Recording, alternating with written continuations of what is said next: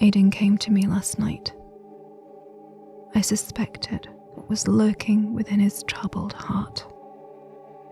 I consoled him as best I could. Regardless, wherever he's headed, hell will surely follow in his wake. The shadows close in on Tristram once again.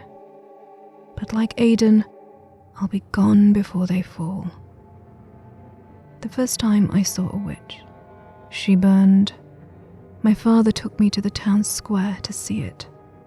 "Look," he said, "that is the face of evil." But she looked like any other woman, and burned like anything else. And the flames engulfed her. Her eyes found mine, and she laughed. My father could never understand. He was born into privilege and wealth, and spent every moment of his life trying to protect it.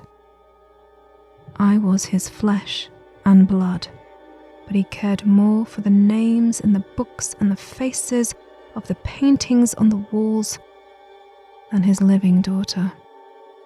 Do you know what fear is? The fear of who you are.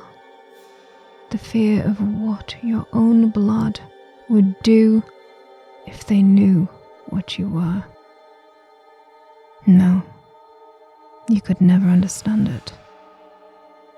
People look at you as a savior. Have you ever thought about the lives you've taken? They were fathers, lovers, daughters. They ask me what I see when I look into the fire. I see a burning man. I see a burning witch. I see terror and a hunger that will consume everything. What hope do the works of man have against such all-consuming hunger? I gave myself to the flames. My father burned. He screamed as the flames consumed him, and the smell was sickly sweet. He had found me. For once in his life, he had noticed me. And when he saw that the flames did not touch me, he breathed one word. It was his last. Witch, they called me, but I turned it against them. When their daughters had a child that needed to disappear, when there was sickness that none of the healers could cure, who was it they pleaded with? When they needed me, the morality they flaunted in the daylight disappeared, as it always does. The first time I heard him, his voice pierced my skull. It reminded me of the cold and haughty sound of my father, but it was more. A crush of thousands of voices. When I heard him, I saw the flames, and I knew fear. It was a man who came to my bed that night, but when I looked into his eyes, I saw the other.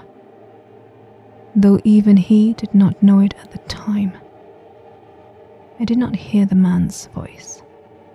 No, I heard the other.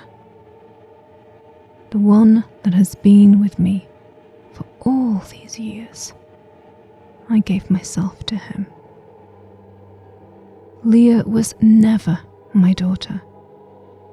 She was Diablo's daughter in truth. I felt blessed to have given the product of my body to my master. He had no interest in me, but in the product of my womb, he found life again. I never flinched when I knew her purpose. Daughters are a cheap thing. Thank you so much for watching. If you liked this video, please do not thank me. Thank Ada, Molinai, Valmont, Jolly Joe Star, Dark Griever, and all my wonderful and generous patrons, without whom I would not be able to dedicate the resources and time I do to all my channels. I can never thank them enough. I hope you will join me again for more lore narration, but until then, as always, thanks for watching.